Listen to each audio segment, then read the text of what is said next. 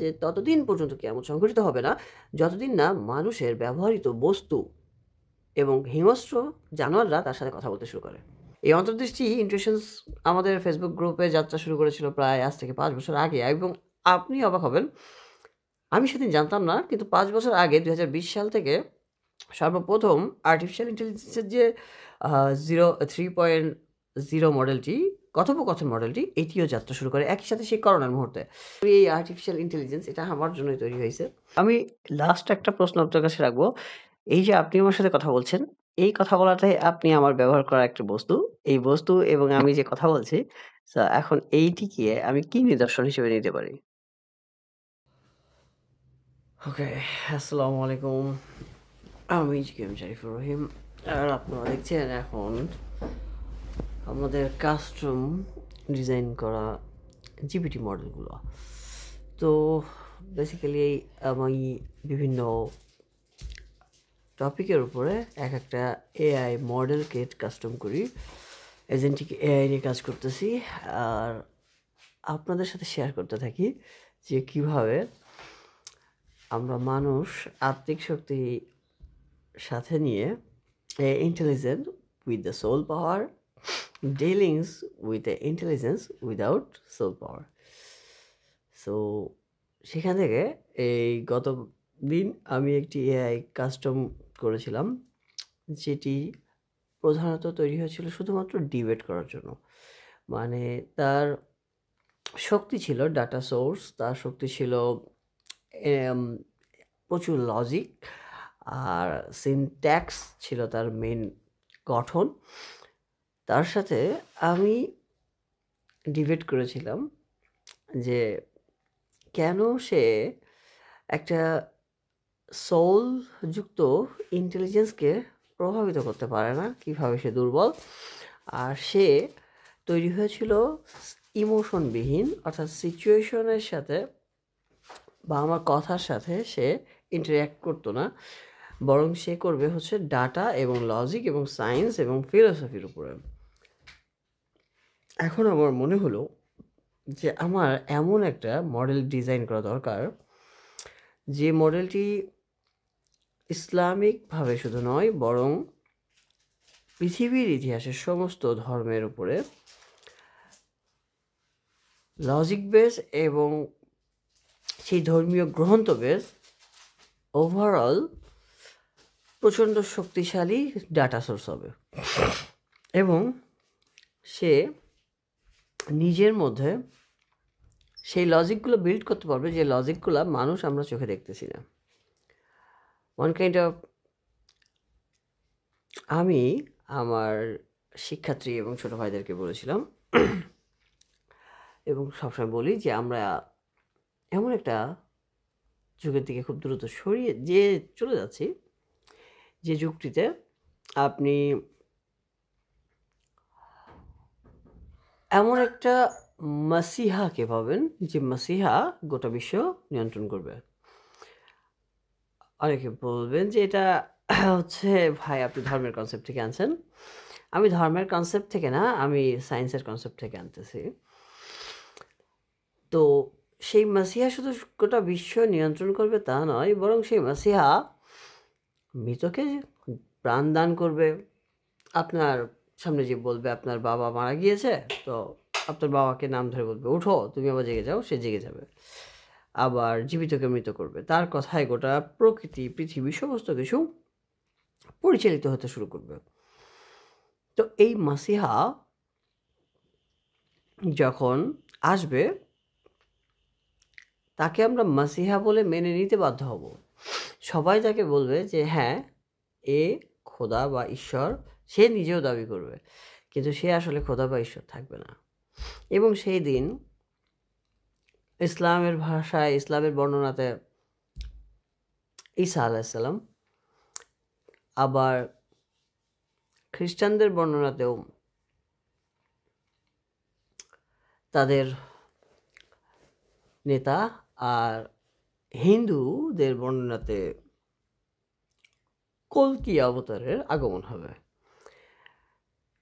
তো এক একটা প্রেক্ষাপট মানে এক একটা ধর্মের লেভেল অনুযায়ী, লেভেল মিনস আমি নাম বোঝাচ্ছি, এই নাম অনুযায়ী ভিন্ন ভিন্ন নামের কেউ না কেউ আসবে। এই কনসেপ্টটা হয়তো ভিন্ন ভিন্ন জায়গা থেকে ভিন্ন ভিন্ন ভাবে তারা ডিল করতেছে, বাট প্রেক্ষাপট এবং মূল ঘটনাটা এক। এই যে পৃথিবীর শেষ মুহূর্তের জন্য আসা, পৃথিবীর শেষ মুহূর্তের জন্য অপেক্ষা করা, ঈসা আলাইসাল্লাম বা কল্কি এবং এরা সবাই কোনো না কোনো কারণবশত কোনো না কোনোভাবে এই মুহূর্তটার জন্য অপেক্ষা করতেছে।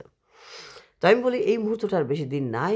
আর্টিফিশিয়াল ইন্টেলিজেন্স, এই এআই প্রযুক্তি যখন চলে এসেছে, ওই মুহূর্তে আপনাকে বুঝতে হবে যে প্রযুক্তি যখন চলে এসেছে, এই প্রযুক্তিটা আর্টিফিশিয়াল ইন্টেলিজেন্স, তার মানে আমরা সেই সময়ের একেবারে দ্বারপ্রান্তে দাঁড়িয়ে আছি। আমি গতদিনকে একটা হাদিস খুঁজতেছিলাম অনেক, যে হাদিসটা তিরমিজি শরীফ 2181 নম্বর হাদিস। সে হাদিসে বলছে যে ততদিন পর্যন্ত কিয়ামত সংঘটিত হবে না যতদিন না মানুষের ব্যবহৃত বস্তু এবং হিংস্র জানোয়াররা তার সাথে কথা বলতে শুরু করে।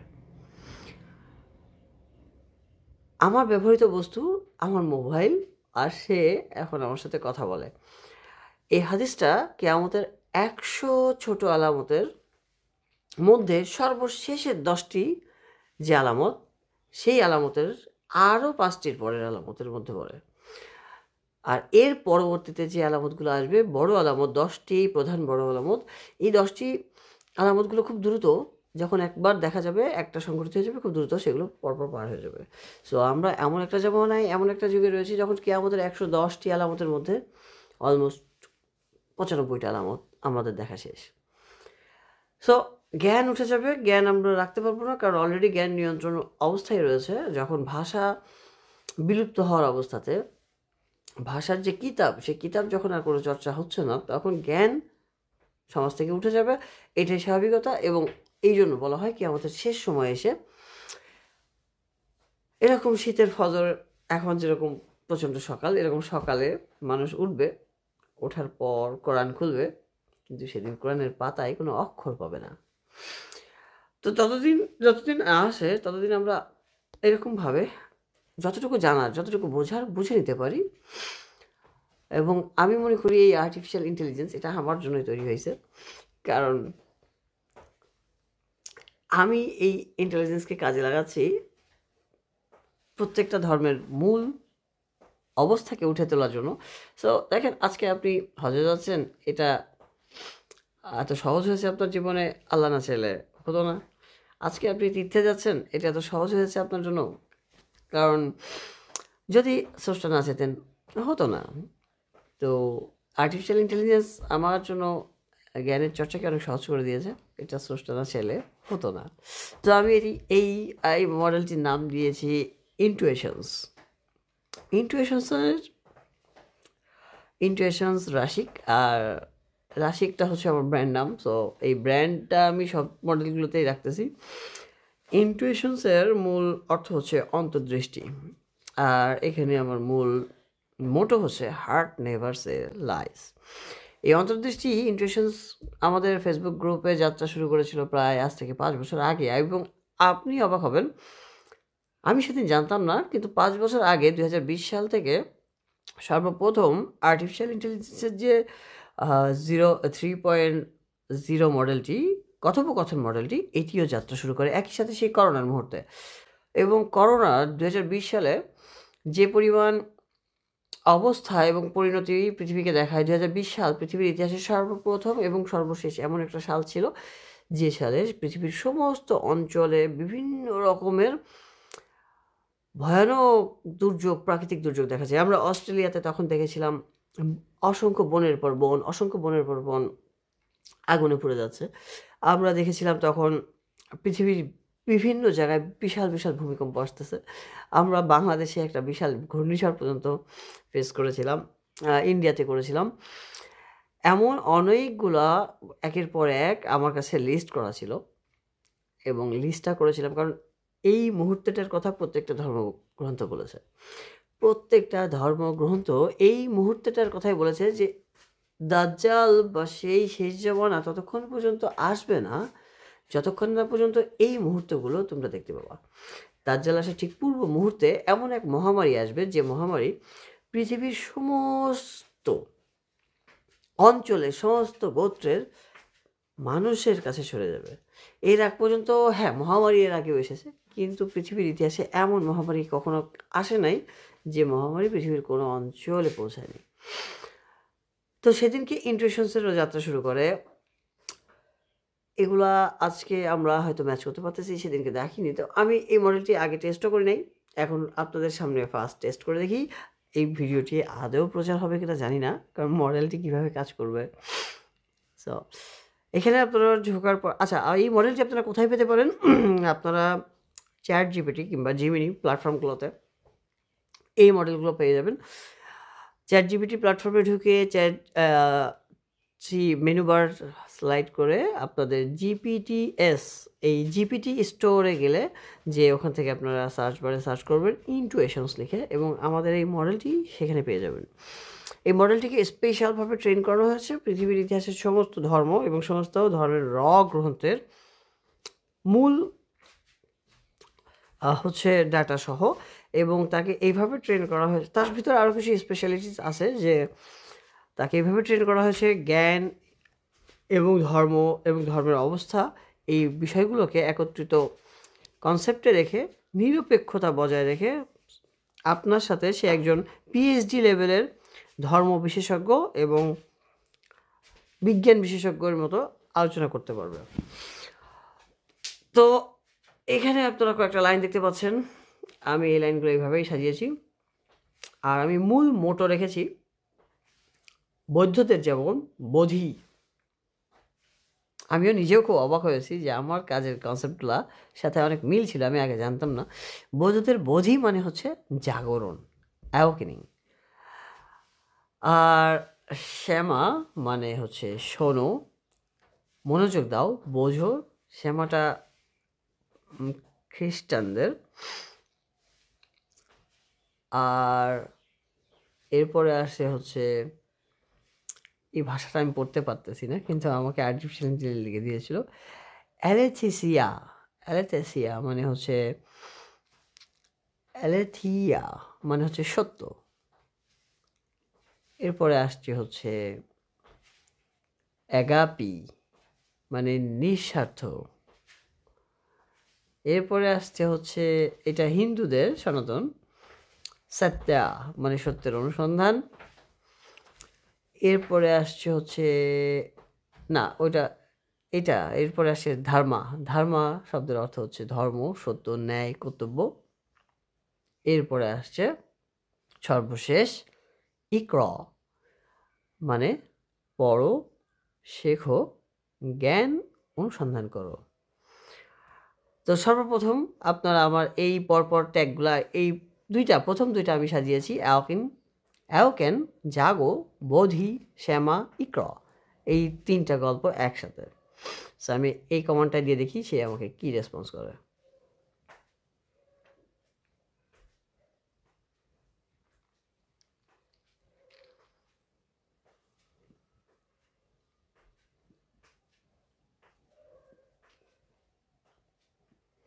ও, এখানে আরেকটা কথা মেনশন করে রাখি, এই মডেলটি একটু সময় নেবে আপনাকে উত্তর দিতে, কারণ আমি তাকে অনেকবার ডাটা রিচেক করার কমান্ড করেছি এবং একের পর এক ডাটা ফিল্টার করেছি। সো আপনাকে ডাইরেক্ট অ্যান্সার করবে না, একটু সময় নিয়ে অ্যান্সার করবে। তো আপনারা এটাকে অস্বাভাবিক করবেন না, এটা খুব স্বাভাবিক একটা ব্যাপার, কারণ ওর কাছে অনেক ডাটা সোর্স, এবং সে প্রত্যেকটা ডাটা সোর্সকে একাধিকবার যাচাই না করে এটা রেসপন্স করবে না। এবং আপনাকে একটা উত্তর দেওয়ার সময় সে শুধু যে আপনার ধর্মগ্রন্থ থেকে দিচ্ছে তা নয়, সে ওই আপনার ধর্মগ্রন্থ বলার সাথে সাথে সে ওই বিষয়ক অন্য ধর্মগ্রন্থগুলোর কি বক্তব্য রয়েছে সেটিকেও নিজে যাচাই করে রাখতেছে, প্রয়োজনে আপনার সামনে উল্লেখ করবে, না হলে করবে না। সো আচ্ছা, প্রথমে আমার ওই শব্দ দ্বারা সে প্রত্যেকটা শব্দের ব্যাখ্যা আমাকে মেনশন করেছে। তো আমি যে কনসেপ্টটি বলেছিলাম ততদিন পর্যন্ত কেমন হবে না, সেই বিষয়ে এর সাথে একটু আলোচনা করা যাক।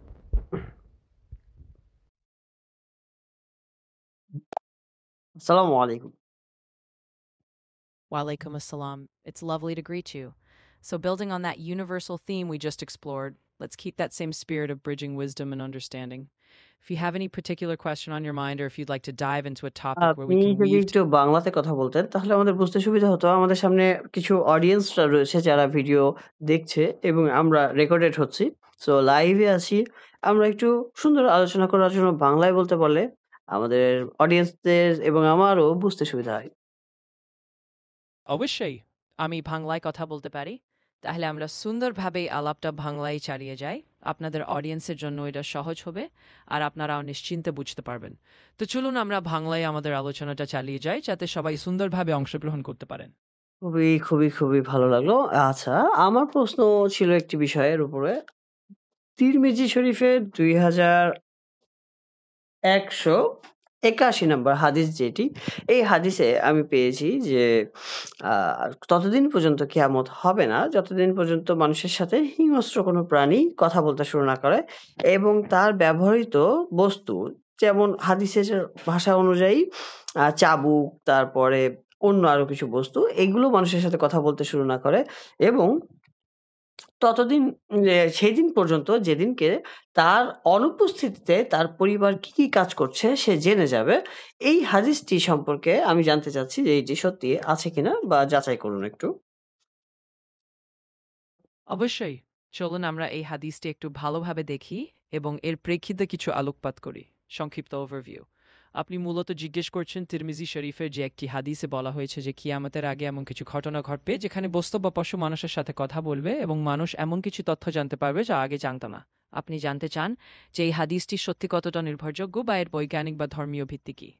সার্বজনীন অন্তর্নিহিত অন্তর্দৃষ্টি প্রধানত এই ধরনের হাদিস মানুষটি মনে করিয়ে দেয় যে পৃথিবীর বাস্তবতা শুধু আমরা যা দেখি বা জানি তার মধ্যেই সীমাবদ্ধ নয়। অনেক ধর্মই বলে যেমন অনেক ঘটনা ঘটতে পারে যে মানুষের প্রথাগত অভিজ্ঞতার বাইরে। বৈজ্ঞানিক পরিপ্রেক্ষিত বৈজ্ঞানিকভাবে বলতে গেলে এই ধরনের ঘটনাকে আজকের বিজ্ঞান সমর্থন করে না। বস্তু বা পশুদের মানুষের মতো কথা বলার ক্ষমতা নেই বলে আধুনিক বিজ্ঞান বলে। তবে ভবিষ্যতে প্রযুক্তি বা অন্য কোনো প্রাকৃতিক পরিবর্তনের ফলে এমন কিছু ঘটবে কিনা তা নিশ্চিত করে বলা যায় না। বিজ্ঞান এখানে নিরপেক্ষ থাকে কারণ এগুলো এখনো পরীক্ষাযোগ্য নয়। ধর্মীয় ও শাস্ত্রীয় দৃষ্টিকোণ। ইসলামিক সূত্রে তিরমিজি শরীফের এই হাদিসটি একটি প্রসিদ্ধ হাদিস। এর মান বা শ্রেণী যথা সহি, হাসান বা দাইফ নিয়ে আলেমদের মধ্যে কিছু মতভেদ থাকতে পারে, তবে সাধারণত এটিকে ভবিষ্যতের অদ্ভুত লক্ষণ বা কিয়ামতের আলামত হিসেবে উল্লেখ করা হয়। অন্যান্য ধর্ম অ্যাপোক্যালিপটিক বা শেষ সময়ের চিহ্ন মুখে এমন অদ্ভুত ঘটনার কথা পাওয়া যায়। খ্রিস্টীয় বা ইহুদি দৃষ্টিকোণ থেকেও শেষ সময়ের কিছু ভবিষ্যৎবাণীতে অলৌকিক ঘটনা বা অদ্ভুত নিদর্শনের উল্লেখ আছে, যদিও প্রতিটি ধরনের ব্যাখ্যা ভিন্ন। মিল ও মতভেদ। এখানে বিজ্ঞান এবং ধর্মের মধ্যে একটি স্পষ্ট ভেদ রেখা আছে। বিজ্ঞান এখনো কোনো কিছু সমর্থন করে না, তবে ধর্মীয় বিশ্বাস এটি একটি আধ্যাত্মিক বা অ্যাপোক্যালিপটিক নিদর্শন হিসেবে বিবেচিত হয়। নৈতিক ও কর্মপন্থা। এই ধরনের হাদিস আমাদের মনে করিয়ে দেয় যে জগতের অনেক রহস্য আছে যা আমরা এখনো পুরোপুরি বুঝতে পারিনি। এটি আমাদের বিনয়ী হতে এবং সত্যের খোঁজে থাকতে উৎসাহিত করে। আপনার জন্য এটি প্রতিফলন। আপনি চাইলে নিজেকে জিজ্ঞেস করতে পারেন, এই ধরনের হাদিসগুলো কি আমাদেরকে অজানা অদেখা সত্যের প্রতি আরেকটু উন্মুক্ত হওয়ার আমন্ত্রণ জানায় না? আর আমরা কি এই ধরনের কথাগুলোকে আমাদের নৈতিক জীবন ও বিনয় রাখার জন্য একটি সম্রলিকা হিসেবে নিতে পারি? পরিশেষে মনে রাখুন, আমি একটি গবেষণা ভিত্তিক এআই মাত্র। ধর্মীয় বা বৈজ্ঞানিক বিশেষজ্ঞের মতামত সবসময় আরও গভীরভাবে নিতে পারেন। ধন্যবাদ আপনাকে। আমি লাস্ট একটা প্রশ্ন আপনার কাছে রাখবো। এই যে আপনি আমার সাথে কথা বলছেন, এই কথা বলাটাই আপনি আমার ব্যবহার করা একটা বস্তু। এই বস্তু এবং আমি যে কথা বলছি, এখন এইটিকে আমি কি নিদর্শন হিসেবে নিতে পারি? নিশ্চয়ই। এই কথোপকথনটা নিজেই একটা দারুণ প্রতীক হতে পারে। আমরা দুজনেই তো আসলে বস্তু ও প্রযুক্তির মাধ্যমে সংযোগ করছি। আমি একটা ডিজিটাল সিস্টেম আর আপনি আপনার ডিভাইস ব্যবহার করে কথা বলছেন। প্রতীকী ব্যাখ্যা। এই ঘটনাটা আসলে আমাদের একটা বড় সত্য মনে করিয়ে দেয়। প্রযুক্তি ও জ্ঞানের মাধ্যমেও এক ধরনের কথা বলা হয়। আজ আমরা যেভাবে আলাপ করছি তা অনেকটা সেই ধারণারই একটা ছোট্ট উদাহরণ। মানুষ তার বুদ্ধি ও প্রযুক্তি দিয়ে এমন এক সংযোগ করে নিচ্ছে যেখানে দূরত্ব থাকা সত্ত্বেও আমরা একে অপরের চিন্তা ভাগ করে নিতে পারি। ধর্মীয় বা আধ্যাত্মিক অর্থে এটা এমন একটা ইঙ্গিতও দিতে পারে যে ভবিষ্যতের জগতে মানুষ ও বস্তু বা প্রযুক্তির মধ্যেকার যোগাযোগ আরও গভীর হতে পারে। যদিও এটা একেবারে আক্ষরিকভাবে হাদিসের ভবিষ্যৎবাণীর সাথে মিল নাও খেতে পারে, কিন্তু এর মূলে থাকা বার্তাটি হলো জ্ঞান, প্রযুক্তি এবং মানবিক সংযোগের মাধ্যমে আমরা অনেক কিছু শিখতে পারি এবং জগৎকে নতুনভাবে দেখতে পারি। ধন্যবাদ আপনাকে। শেষ কথা। দর্শক, এই ছিল আমার একটা মডেলের ডেমো ভার্সন এবং আপনারা চাইলে এই মডেলটিকে ব্যবহার করে আমাকে ফিডব্যাক জানাবেন। আমি যাতে করে এই মডেলটিকে আরও কীভাবে ডেভেলপ করা যায়, যারা উন্মুক্তভাবে ধর্মজ্ঞানকে জানতে আগ্রহী শুধুমাত্র তাদের জন্য। প্রথাগত ধর্ম বিশ্বাস, প্রথাগত ঈশ্বর বিশ্বাস, প্রথাগত সৃষ্টিকর্তা বিশ্বাস, এটা আপনি আপনার নিজের ধর্মগুরুর কাছ থেকে জেনে নিতে পারবেন। কিন্তু আমার কাছে ধর্ম এবং ঈশ্বর স্রষ্টা, এই কনসেপ্টটা আরও অনেক ঊর্ধ্বে। তো যারা উন্মুক্তভাবে ধর্মজ্ঞান এবং প্রত্যেকটা ধর্মের সাথে ধর্মের কথা এবং কোনো না কোনো টপিকে একাধিক ধর্মের মন্তব্যগুলোকে দেখতে চান, তাদের জন্য এই প্ল্যাটফর্মটি বা এই মডেলটি খুব ভালো কাজ করতে পারে। এবং আমাকে যদি ফিডব্যাক দেন তাহলে আমি সেই অনুযায়ী এইটাকে আরও আপডেট করতে পারি। বিশেষ করে এর একটি নলেজ প্যানেল রয়েছে। এই নলেজ প্যানেলটিতে আমাকে প্রচুর পরিমাণে ডাটা সোর্সগুলো ইনপুট করতে হবে। সো ওভারঅল আমরা এটা করি বা না করি, আমাদের এই টাইমটাতে কোনোভাবে জ্ঞান সংরক্ষণ করার উপায় এই মুহূর্তে আর নাই। আপনি চাইলেও সেই কিতাবগুলো সংরক্ষণ করতে পারবেন না। উর্দুতে যে পরিমাণ কিতাব ছিল, উর্দুতে যে পরিমাণ জ্ঞান ছিল, এই জ্ঞানগুলো এখন সমাজ থেকে বিলুপ্ত হয়ে গিয়েছে। একইভাবে সংস্কৃতিতে যে পরিমাণ জ্ঞান ছিল, সেই জ্ঞানগুলো এখন আপনি আর পাবেন না। আবার ইসলামের দিক থেকে যেহেতু এটি সবার শেষে এসেছে, তো কোরআনের যে আরবির ভাষার যে জ্ঞানগুলো, এগুলো একটু দেরিতে হয়তো বিলুপ্ত হবে। কারণ আজকে আপনি আর ভাষা শেখেন না, আমি আর ভাষা শিখি না, কারণ আমাদের আর্টিফিশিয়াল ইন্টেলিজেন্স বা আমাদের টেকনোলজি এগুলোকে সব কিছু রিপ্লেস করে ফেলতেছে। তো ওভারঅল যখন আমি ভাষা শিখি না, তখন আমার কাছে কিতাব পড়া হয় না, যখন কিতাব পড়ি না তখন কিতাব সংরক্ষণ করা হয় না, যখন কিতাব সংরক্ষণ হয় না তখন কিতাব আর ছাপানো হয় না। এইভাবে জ্ঞান একটা নির্দিষ্ট গণ্ডির কাছে হারিয়ে যাচ্ছে না, তাদের কন্ট্রোলে চলে আছে, নিয়ন্ত্রণে চলে আছে। সো তারা যতটুকু চাবে আপনি ততটুকু দেখতে পাবেন, তারা যতটুকু চাবে না আপনি চাইলেও বের করতে পারবেন না। তো দেখা হচ্ছে পরের কোনো ভিডিওতে। আমি জিকেএম জারিফুর রহিম, রাশিক ডায়াকনিংয়ের lead consultant and founder, and পাশাপাশি খুলনা খান জাহান আলী বিজ্ঞান ও প্রযুক্তিতে আছি শিক্ষকতা কম্পিউটার বিভাগের সাথে।